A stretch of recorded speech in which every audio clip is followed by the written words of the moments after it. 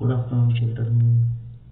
In the last class, we were already started the discussion with respect to the Mendelian disorder, isn't it? In that one, we were already completed the two important disorders. In that one, first one is hemophilia and also the types, and the second one is color blindness, isn't it? Okay. So today we will continue with respect to the another disorders. So sickle cell anemia, phenylketonuria, and thalassemia. So let us discuss one by one. In that one, first one is sickle cell anemia. Okay. Yes. Sickle cell anemia. The terminology itself indicates the cells get affected because of this disorder. That is nothing but RBC. They look like sickle, or we can also say the crescent shape. So that's why they have given the name sickle cell anemia. Okay. And see, the sickle cell anemia, it is an autosomal disorder due to the presence of a recessive gene, or we can also say this is an autosome linked recessive trait, and it is an inborn error or disorder where the normal biconcave RBCs are transformed into crescent, or we can also say the half moon shape, or in generally we can say the sickle shape. That's why generally we call this disorder in the name the sickle cell anemia. Okay. And it is due to the production of S hemoglobin which is defective. We can also say the defective S hemoglobin. Okay. And see, this is the competitive part also. When it comes to the competitive part, they will ask what is the exact reason for the sickle cell anemia. So that is nothing but it is due to the production of S, capital S, hemoglobin which is defective. Okay. Then, and the production of normal hemoglobin is controlled by the gene HbA. That means Hb to the power of A, whereas the other allele HbS controls the production of defective S hemoglobin.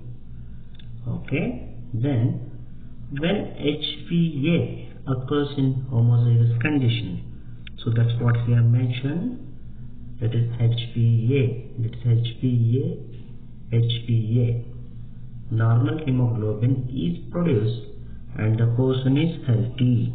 Okay. So that's what I said. It can be transmitted from parents to the offspring when both the partners are carrier. That means both the partners are heterozygous for the gene. The disease is controlled by a pair of alleles. That's what hemoglobin HbA and HbS. Okay, fine. And whereas here, as I said, the portion of HbS allele in homozygous condition, HbS and HbS, make the person to suffer the chronic hemophilic anemia.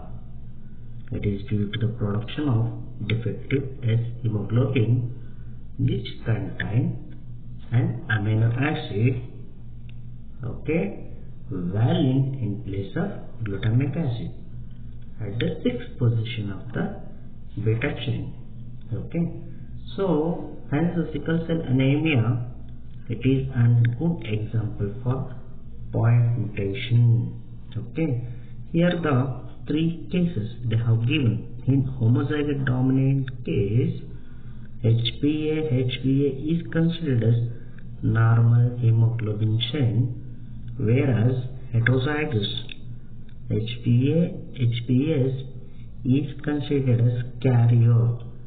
Okay, so then it will be reason for the sickle cell trait in the next generation. And in homozygous recessive HbS is considered as affected or the diseased person. Okay. See, the reason I was telling about, when a person is suffering from sickle cell anemia or the disorder, the reason for this, it is due to the production of the defective S hemoglobin. Here only you can identify the defect is caused by the substitution of glutamic acid, in the short form is known as GLU, by valine, that is VAL, at the 6th position of beta globin chain of hemoglobin. This is due to the single base substitution at the 6th codon of beta globin gene from GAG, that is glutamine, adenine, glutamine to GUG, glutamine, uracil, that is glutamine. Here the diagrammatic representation is also given, the textbook diagram as well as the complete the peptide chain. As I said, the defective hemoglobin cannot transfer enough oxygen. Such sickle-shaped RBCs are not able to move through the smaller blood capillaries. That causes an internal bleeding and pain. Such patients become anemic and die. Peptide heterozygous condition, HbA and HbS, both the normal and abnormal S hemoglobin are produced, and the affected individual will not have severe problem like those homozygous condition, but they suffer from periodic discomfort and develop anemia in higher altitude. So that means whenever they move towards the higher altitudes, more than the normal sea level, they become anemic. So they cannot travel also through air routes. That means they cannot travel through aeroplanes also. So what is the reason? It is caused by the mutation in the hemoglobin beta gene found on chromosome 11 exactly. Note down, this is a CET question. The sickle cell anemia is caused by the mutation in the hemoglobin beta gene found on chromosome. I hope you can identify. In a normal hemoglobin peptide chain, that is nothing but which is responsible for the formation of normal RBC. It is containing 7 amino acids. That one, first one is valine, histamine, leucine, thrombin, prothrombin, glutamine, and glutamine. So this is normal hemoglobin A peptide. It is responsible for the formation of normal shaped RBCs. But in case of the genetical disorder, sickle cell anemic patients, they shows affected peptide chain. That's what, in the exactly 6th position instead of glutamine. That means an amino acid valine is place of glutamic acid at the 6th position of the beta chain. Hence the sickle cell anemia is a good example for point mutation also. So here you can identify in a easiest manner the mutant hemoglobin molecule undergoes polymerization under low oxygen tension, causing the change in shape of the RBC from biconcave disc to elongated sickle-like structures, so that we can identify the difference between the normal cell, that is RBC, with respect to the sickle cell. See, this is how, if you take a section of the normal cell RBC, there is a normal hemoglobin, but sickle cell, how it will be abnormal. Okay, so that's what I said. Whenever they undergo high altitudes and also they faces the periodic discomfort, whenever they move towards the higher altitudes, immediately that biconcave shaped hemoglobin RBCs turns into the sickle shape. It leads to the blockages. That is nothing but the RBCs. The sickle shaped RBCs are not able to move through the smaller blood capillaries that cause an internal bleeding and pains. Such patients become anemic if they are not provided a proper treatment in time. Surely they will die. So this is about the sickle cell anemia. Okay.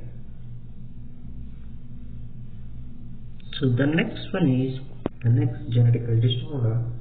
The another important one is PKU, short form. In the short form it is known as PKU or phenylketonuria. Okay.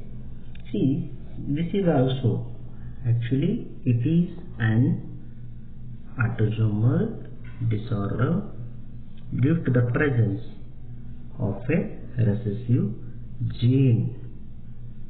So that's what I said. It is an inborn error of metabolism and inherited through the autosomal recessive trait. Okay. And the affected individuals, generally, what is the problem with respect to how it will be the problematic? Why it is considered a genetic disorder? Because the affected individual lacks an enzyme phenylalanine hydroxylase that converts the essential amino acid phenylalanine, a substance found in our food, into tyrosine. As a result of this, phenylalanine is accumulated and converted into phenylpyruvic acid and other derivatives. Okay, so this is exactly the reason behind the phenylketonuria. Here the right side they have given. In case of the normal person, as I said, the dietary protein, due to the presence of phenylalanine hydroxylase, it is get converted into tyrosine, then these later get converted into melanin, proteins and dopamines. But the person who is suffering from this PKU genetical disorder, due to the lack of phenylalanine, there will be absence of phenylalanine hydroxylase enzyme, so that the phenylalanine is get converted into phenylpyruvic acid. Okay, so that they are very dangerous. They are very dangerous. It will be turned into the poisonous derivatives. Okay. See, as I said, in case of the phenylketonuria, what is the problem? The phenylpyruvic acid and other derivatives accumulates in brine also. Okay. Whenever the concentration increases, due to the lack of that phenylalanine hydroxylase and phenylalanine, there will be no conversion. There will be no conversion of the protein derivatives, so that it will be remains as it is in the form of the poisonous form. That phenylpyruvic acid and the derivatives accumulate in the brine, resulting in mental retardation. These are also excreted through urine because of the poor absorption by kidneys. Okay, so the infants have lighter skin. How can you identify? Yes, they are. This particular person is suffering from PKU only. The infants have lighter skin, hair and eyes than their siblings, both brothers or the sisters. without these diseases. Okay, then hence phenylketonuria is an example for pleiotropic. That's what when we are studying about in the beginning. I told you that means a single gene governs many phenotypes. Okay, so exactly the PKU is due to the mutation in the gene on chromosome 12. Okay, yeah, here is the example they have given the right side. Whenever unaffected carrier father and unaffected carrier mother they marry each other, there are 4 possibilities.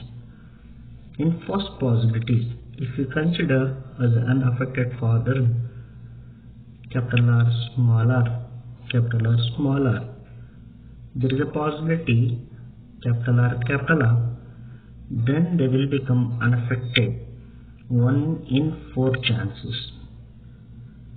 Then there is another chance, heterozygous condition, unaffected carriers, capital R, small r, 2 in 4 chances, that is 50%, they may become carriers. Okay, 1 in 4 they may become unaffected. Out of 4, 2 they become unaffected carriers. But when it comes to the head, that is homozygous recessive, smaller, affected, 1 in 4, surely they may become affected. Okay, so this is how by using the pedigree analysis we can identify the possibilities of the phenylketonuria also. Okay, and PKU is due to the mutation in the gene on chromosome exactly at 12th chromosome. So this is for the important for the purpose of the NEET. Remember, the PKU is nothing but phenylketonuria is due to mutation in the gene on chromosome 12. Okay, yes. And another important, the last one which is present in your syllabus, the genetical disorders, thalassemia. Okay, thalassemia. Do you heard about thalassemia? Generally, in blood banks and all, they will explain about the thalassemia. You must have heard about Rashotana. So they will provide the blood. They will collect as well as they provide the blood for these thalassemic children free of cost. With the free of cost, they will provide the blood for these thalassemic children. You know why? So thalassemia, it is an autosomal disorder due to the presence of the recessive gene present of 16th chromosome and inheritable when both the parents are affected or unaffected carriers for that gene. Okay, and it causes the formation of abnormal hemoglobin resulting in anemia similar to the sickle cell anemia. But compared to the sickle cell, it is quite different how the disorder results in destruction of excessive RBC which leads to anemia. Okay, and here the hemoglobin is made up of 2 chains, namely alpha chain and beta chain. Here is alpha hemoglobin chain and beta hemoglobin chain. These 2 chains are slightly different comparatively each other with respect to the production of the protein and controlled by 2 individual genes. Thalassemia can be classified according to which chain of the hemoglobin is affected. That's what I said. It is an autosome linked recessive blood disease and it is transmitted from unaffected carrier, that is heterozygous parent to offspring. So the reason behind the thalassemia, it is due to the mutation or deletion of the particular gene. Okay, and it results in the reduced synthesis of one of the alpha and beta globin chains of hemoglobin. It forms the normal hemoglobin and causes anemia. Okay, and thalassemia is different from sickle cell anemia. In the former is a quantitative problem of synthesizing a few globin molecules, while the latter it is a qualitative problem of synthesizing an incorrectly functioning globin. Okay, so that means in CT or the competitive, earlier also they were asked the question, thalassemia is a quantitative problem. How or why? Because it leads to the a genetical disorder related to the synthesis of few globin molecules. But when it comes to the sickle cell anemia, is a qualitative problem, the synthesis of an incorrectly functioning globin.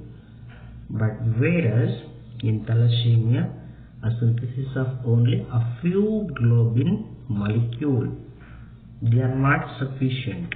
Okay, they are not sufficient for the absorption of the oxygen. So that means by inborn only.